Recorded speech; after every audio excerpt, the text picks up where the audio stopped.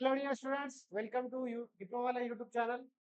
तर आज मी हायड्रॉलिक्सचं सगळ्यात इम्पॉर्टंट टॉपिक, जे की दोन टॉपिक्स मी घेणार आहे. आज दोन व्हिडिओज येईल तुम्हाला, एक कंटिन्युटी इक्वेशन वर आणि बर्नॉलिस इक्वेशन. ठीक आहे. तर कंटिन्युटी आणि बर्नॉलिस हे अशा टॉपिक्स आहेत जे तुमचे 20 to 25% मार्क्स कॅरी करतात एक्झाम मध्ये. कारण की याच्या रिलेटेड थेरी, याच्या रिलेटेड प्रॉब्लेम तुम्हाला कंपल्सरी विचारतात. ठीक आहे, कंपल्सरी विचारतात या अपकमिंग एक्झाम मध्ये. ओके. तर हे इम्पॉर्टंट आहे. आता आजच्या ज्या पहिल्या व्हिडिओमध्ये मी काय करणार आहे, कंटिन्युटी इक्वेशन डिस्कशन करणार आहे. त्याचा इम्पॉर्टन्स, त्याच्या रिलेटेड काही प्रॉब्लेम्स पण सॉल्व्ह करणार आहे. तर तुम्ही चॅनलला नवीन असाल तर चॅनल सबस्क्राईब करा, तुमच्या मित्रांसोबत शेअर करा. भरपूर व्हिडिओज येणार आहेत. ठीक आहे, एक्झामच्या अगोदर. मंडेला तुमचं इस्टिमेटिंगचं एक्झाम आहे. समजा तुम्हाला इस्टिमेटिंगचं काही इम्पॉर्टंट थेरी वगैरे, थेरी क्वेश्चन्स तुम्हाला पाहिजे असतील तर तुम्ही मला कमेंट बॉक्समध्ये टाका. मी त्याच्यासाठी स्पेशल व्हिडिओ बनवणार आणि त्याच थेरी मधून तुम्हाला ऍज इट इज क्वेश्चन्स एमएसबीटीच्या एक्झाम मध्ये तुम्हाला दिसणार आहेत आणि मॅक्झिमम मार्क्स तुम्ही घेणार त्या पेपरमध्ये. ओके. अशाच मी जिओटेकचे पण बनवणार, त्याच्यानंतर तुमचं हायड्रोलिक्सचं पण बनवणार आहे. जे सब्जेक्ट पाहिजे रिलेटेड टू सिव्हिल ते सगळ्या सब्जेक्टचे इम्पॉर्टंट क्वेश्चन, टॉप 20 क्वेश्चन तुमच्यासाठी आणणार आहेत आणि त्याचं डिस्कशन करणार आहे. समजा तुम्हाला पाहिजे असतील तर top 20 related to इस्टिमेटिंग, hydraulics, geotech, तुम्ही कमेंट बॉक्स मध्ये टाकायचं. आणि अजून एक आहे कंडिशन, मॅक्सिमम स्टुडंट्सला शेअर करायचं आहे आणि त्यांना सांगायचं सबस्क्राईब करून घ्या, कारण की भरपूर व्हिडिओज येणार आहेत या युट्यूब चॅनल. ठीक आहे. विदाउट वेस्टिंग एनी टाइम आपण ह्या सेशनला स्टार्ट करू. ठीक आहे. सगळ्यात महत्वाचा मित्रांनो, हायड्रोलिक्स मधला हा कंटिन्युटी इक्वेशन. ठीक आहे. हा कंटिन्युटी इक्वेशन. आता कंटिन्युटी इक्वेशन म्हणजे काय? कंटिन्युटी इक्वेशन कोणत्या प्रिन्सिपल वर डिपेंड राहतो? That is principle of conservation of mass. ठीक आहे. म्हणजे फॉर एक्झाम्पल एक पर्टिक्युलर पाईप आहे. ठीक आहे. पाईपचं युनिफॉर्म नॉन युनिफॉर्म डायमीटर असेल, तर तुम्हाला मी एक एक्झाम्पल घेऊन सांगतो. ओके. तर हा समजा तुमचा एक पाईप आहे आणि पाईपचं डायमीटर चेंज होत असतील एक पर्टिक्युलर सेक्शनवर. फॉर एक्झाम्पल आपण सेक्शन 1 1 सेक्शन 2 2 ला. ठीक आहे, हा सेक्शन 1 1 आहे आणि हा सेक्शन, एक मिनिट हा सेक्शन 1 1 आहे आणि हा सेक्शन 2 आहे. तर या दोन्ही पॉइंटला समजा तुम्हाला डिस्चार्ज मेजर करायचा असेल, किंवा हा law of conservation of mass काय सांगते, discharge measured at section 1 1 will be equal to discharge measured at section 2 2. ठीक आहे. तर ह्याच्यामुळे काय होणार, ह्याच्यामुळे आपल्याला माहित आहे कंटिन्युटी इक्वेशन, कंटिन्युटी इक्वेशन सगळ्यांना माहित असेल, that is Q at 1 1 equals to Q at 2 2. त्यालाच आपण एक पर्टिक्युलर क्यू न डिनोट करतो. ठीक आहे. दोन्ही सेम आहे तर एकच मी पॅरामीटर यूज करणार. आणि तुम्हाला माहित आहे मित्रांनो, Q is the multiplication of what, is the multiplication of what? Area into velocity. Q is the multiplication of area into velocity. तर इथं सेक्शन 1 1 साठी तुमचं A1 V1 राहील आणि which is equal to section 2 साठी A2 V2 राहणार आहे. ठीक आहे. तर हेच काय सांगते तुम्हाला law of conservation of mass. कारण की mass mass flow rate at section 1 1 will be equal to mass flow rate at section 2 2. आणि ह्याचं इम्पॉर्टन्स काय, ह्याचं इम्पॉर्टन्स आहे मित्रांनो, समजा तुम्हाला क्रॉस सेक्शन आणि velocity, velocity of sorry cross section of two sides म्हणजे सेक्शन 1 1 सेक्शन 2 2 चा डायमीटर माहित असेल, एका साइडचं वेलोसिटी माहित असेल, दुसऱ्या साइडचं वेलोसिटी इझिली फाइंड आउट करू शकता. किंवा तुमच्या लँग्वेज मध्ये सांगायचं असेल, 3 पॅरामीटर नोन असतील, चौथा पॅरामीटर आपण कॅल्क्युलेट करू शकतो. That is cross sectional area at section 1 1, velocity at section 1 1. आणि समजा तुम्हाला क्रॉस सेक्शनल एरिया सेक्शन 2 2 काढायचा आहे, बट व्हेलॉसिटी तुम्हाला माहित असेल, तर तुम्ही त्या पॅरामीटर्स कन्वर्ट करून, म्हणजे हा रिलेशन यूज करून तुम्ही इझिली कॅल्क्युलेट करू शकता. कारण की ह्याच्यामध्ये कशा कशाचं रिलेशन आहे, व्हेलॉसिटी आणि एरियाचं रिलेशन आहे. लक्षात आलं? इम्पॉर्टंट आहे. ठीक आहे. तर हे कशावर डिपेंड आहे तुमचा, conservation, conservation of mass, conservation of मास वर हा कंटिन्युटी इक्वेशन डिपेंड राहणार आहे. That is mass flow rate will be constant through out the sections. Okay. आता नेक्स्ट नेक्स्ट आहे मित्रांनो, हे कशामध्ये यूज होत, कोणत्या ऍप्लिकेशन्स मध्ये यूज होणार आहे, किंवा डिझाईन करताना कोणत्या पार्ट्स मध्ये आपण किंवा कोणत्या स्ट्रक्चर डिझाईन करताना हा लॉ यूज होणार आहे. पाईपलाईन डिझाईन सगळ्यात महत्वाचं, पाईपलाईन डिझाईन करताना तुम्हाला कंटिन्युटी इक्वेशन लागतो. ठीक आहे. त्याच्यानंतर फ्लो फ्लो चॅनल डिझाईन करताना, ठीक आहे, फ्लो चॅनल डिझाईन करताना, चॅनल माहिती आहे ना तुम्हाला, शेतामध्ये राहते बघा ट्रॅपेझॉइडल चॅनल, ते डिझाईन करताना पण हा कंटिन्युटी इक्वेशनचा यूज होतो. त्याच्यानंतर नेक्स्ट आहे मित्रांनो, सगळ्यात महत्वाचं एरोडायनामिक्स मध्ये, ठीक आहे, एरोडायनामिक्स मध्ये पण यूज होईल. ओके. अशा ऍप्लिकेशन्स आहेत मित्रांनो, जे की तुम्हाला कंटिन्युटी इक्वेशन तिथं लागणार आहे. ओके. अजून कशामध्ये होईल, अजून आहे सगळ्यात इम्पॉर्टंट वेलॉसिटी इस्टिमेशन्स मध्ये.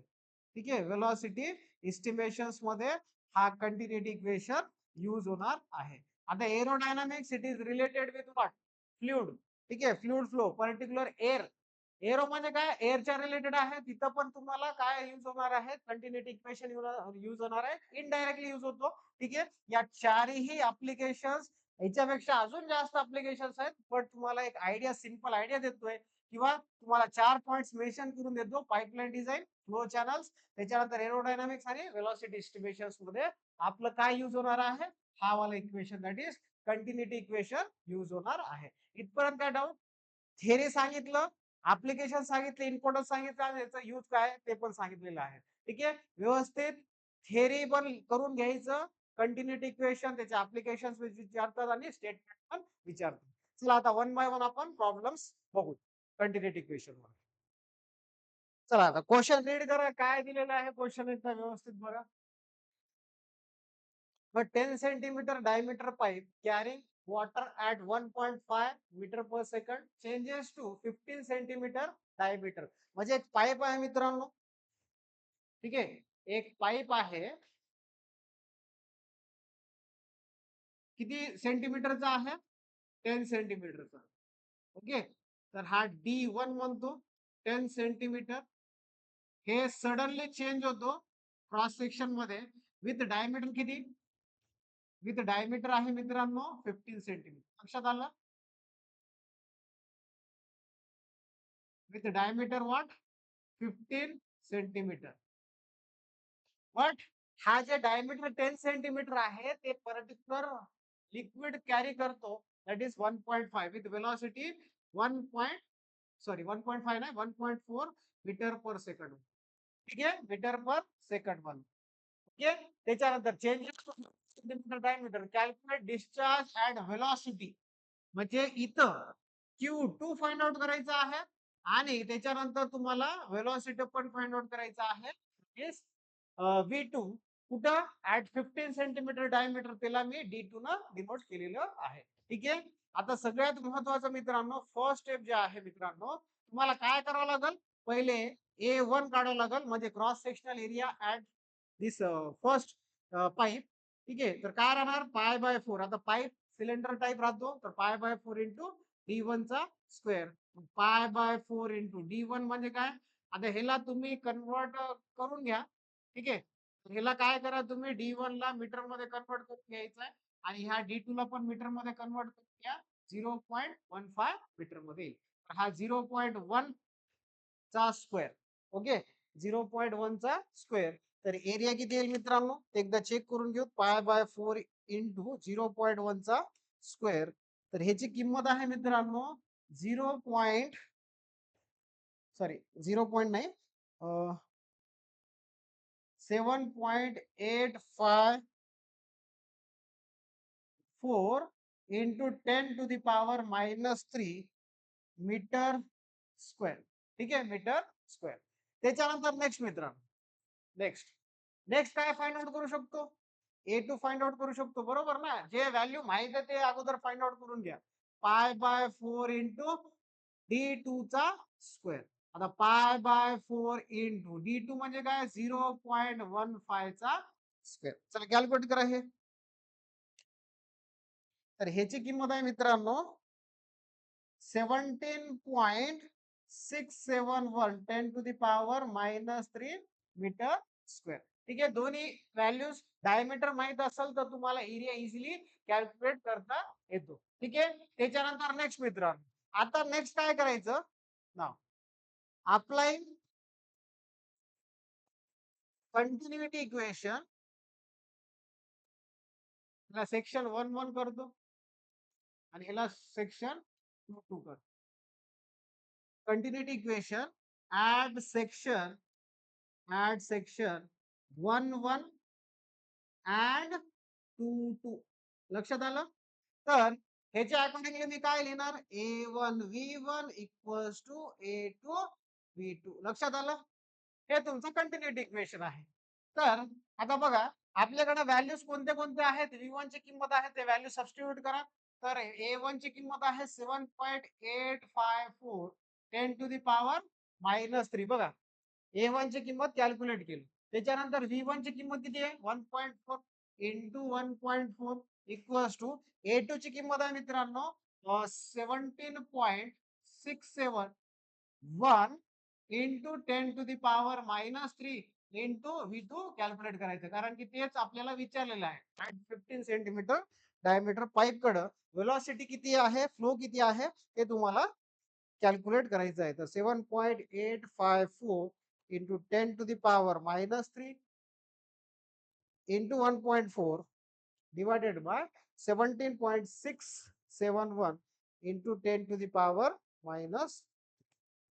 तर ह्याची किंमत आहे मित्रांनो V2 equals to 0.622 metre per second.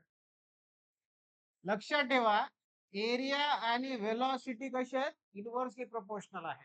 ठीक आहे, आता ह्या केसमध्ये क्रॉस सेक्शन वाढला म्हणजे डायमीटर वाढला तर वेलॉसिटी कसा आहे, कमी आहे. बघा व्हॅल्यू बघा, क्रॉस सेक्शन 15 आहे तर 0 पॉइंट मध्ये आलेला आहे आणि क्रॉस सेक्शन कमी आहे तर वेलॉसिटी वाढलेला आहे. तर they are the inversely proportional. तर तुम्हाला हा पहिला डाटा माहित झाला म्हणजे V2 that is velocity of section 2 आणि त्याच्यानंतर तुम्हाला Q2 कॅल्क्युलेट करायचा आहे. सिंपल फॉर्म्युला काय, Q equals to A into V. Q2 equals to A2 into V2. A2 ची किंमत that is 17.671 10 to the power -3 into V2 ची किंमत आहे मित्रांनो 0.622. लक्षात आलं. तर ह्याची किंमत बघा 17.671 10 to the power -3 इंटू 0.622. लक्षात आलं. तर हे व्हॅल्यू आहे मित्रांनो 0.011 मीटर क्यूब पर सेकंड मध्ये येईल हे व्हॅल्यू. ठीक आहे, मीटर क्यूब पर सेकंड. तर हेच फाइंड आउट करायचं होतं. 15 सेंटीमीटर डायमीटरला वेलॉसिटी आणि डिस्चार्ज किती आहे ते तुम्हाला फाइंड आउट करायचं होतं. बट तिथं आपण काय यूज केलेलं आहे, to find out that velocity continuity equation. आता समजलं कंटिन्युटी इक्वेशन कशासाठी रिक्वायर्ड आहे, पर्टिक्युलर सेक्शनच्या वेलॉसिटीज काढण्यासाठी after knowing the cross sections. Okay, चला आता नेक्स्ट क्वेश्चन एकदा बघून घ्या. चला आता हे पण क्वेश्चन सेम ऍज युजल आहे. लार्जर आणि स्मॉलर एंड असं दिलेलं आहे वर्ड्स मध्ये चेंज, बट त्याचा जे प्रोसेस आहे, जे कॅल्क्युलेशन सोल्युशनचा प्रोसेस सेमच आहे. काय दिलं एकदा रीड करा क्वेश्चन. पेन चेंज करतो मी.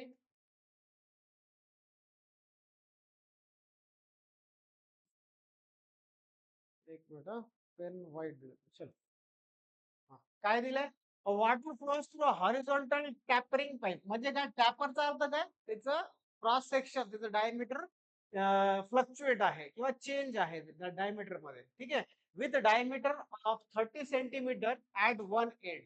ठीक आहे, म्हणजे असं ते पाईप आहे. करेक्ट आहे. तर एक काम करतो मी, व्यवस्थित काढतो डायग्रामचा शेप घेऊन. हा,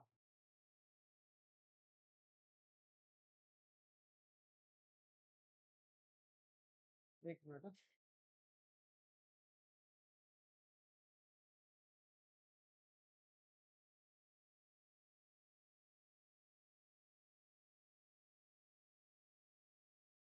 ठीक आहे, तर असा पाईप आहे.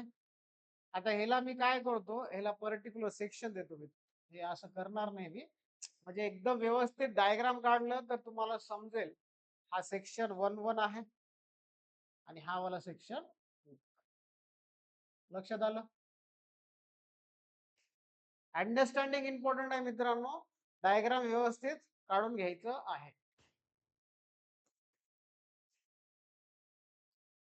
ओके चल. काय दिलंय? वन साइड डायमीटर दिलेला आहे. दॅट इज डायमीटर 30 सेंटीमीटर म्हणजे मीटर मध्ये किती येईल रे? 0.3 metre at one end and 20 centimetre at other end. Other एंडचा अर्थ आहे 2 टू सेक्शन वरचा डायमीटर दिलाय म्हणजे D2 इक्वल्स टू 20 सेंटीमीटर म्हणजे 0.2. ठीक आहे. If the velocity of water at larger end कोणता? हे वाला. इथं V1 ची किंमत मेन्शन्ड आहे 2.5 मीटर पर सेकंड आहे मित्रांनो. तर तुम्हाला velocity and discharge at smaller end म्हणजे इथं तुम्हाला V2 ची किंमत फाइंड आउट करायची आहे आणि Q2 ची किंमत फाइंड आउट करायची आहे. ठीक आहे. ऍज युजल आपलं फर्स्ट स्टेप काय राहतो? एरिया कॅल्क्युलेशन π/4 इंटू D1 चा square for getting A1. Okay. तर बघा इथं π/4 इंटू D1 ची किंमत किती आहे रे? 0.3 चा स्क्वेअर.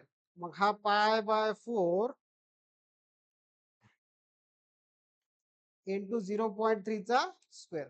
तर याची किंमत आहे मित्रांनो 0.0706 किंवा 7 करा. कारण की 6-8 आहे राऊंड ऑफ करून 7 येईल. तर हा मीटर स्क्वेअर आहे. त्याच्यानंतर नेक्स्ट A2 ची किंमत π/4 इंटू D2 चा स्क्वेअर. मग π/4 इंटू D2 ची किंमत किती आहे? 0.2 चा स्क्वेअर. चला कॅल्क्युलेट करा. तर याची किंमत आहे मित्रांनो 0.0314 metre square. Right.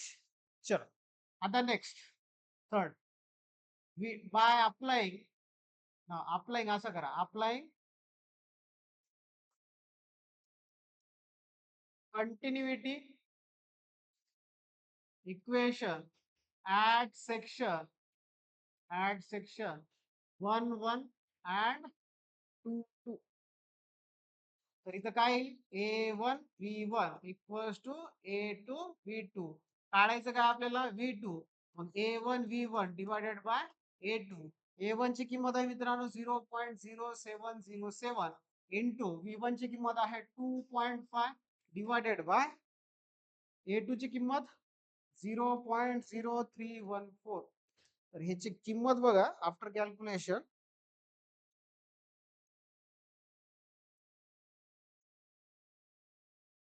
5.63 metre per second. ठीक आहे. V2 ची किंमत किती आली? 5.63 मीटर पर सेकंड. लक्षात ठेवा cross section decrease velocity increase. Cross section increase velocity decrease. बघा याचं कंपॅरिझन करा V1 V2 मध्ये. इथं डायमीटर जास्त आहे वेलॉसिटी कमी. इथं डायमीटर कमी आहे वेलॉसिटी जास्त आहे. आता सांगितलं एरिया आणि वेलॉसिटी कशी आहेत? इन्व्हर्सली प्रोपोर्शनल आहे. त्याच्यानंतर नेक्स्ट मित्रांनो Q ची किंमत कॅल्क्युलेट करायची आहे. That is Q2 at smaller end discharge calculate करायचं आहे. A2 V2. आता A2 ची किंमत किती आहे रे? A2 ची किंमत 0.0314 आहे. 5.63 आत्ताच कॅल्क्युलेट केलं तर Q2 ची किंमत बघा.